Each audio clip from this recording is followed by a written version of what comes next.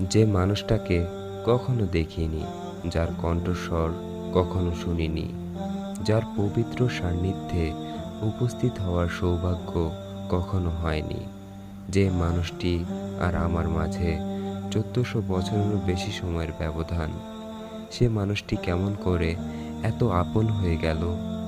যারা বোঝে না 21 শতাব্দীতে বসবাস করা কোটি কোটি মানুষ মধ্যযুগের আরব সমাজের একজন ব্যক্তির প্রতি এত টান অনুভব করে কিভাবে?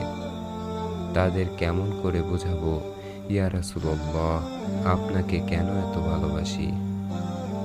আপনার স্মরণে আজ শত কোটি অন্তর কেঁদে ওঠে। প্রতিটি মুহূর্তে পৃথিবীর কোনো না কোনো অঞ্চলে উচ্চারিত হয় আপনার প্রশংসা।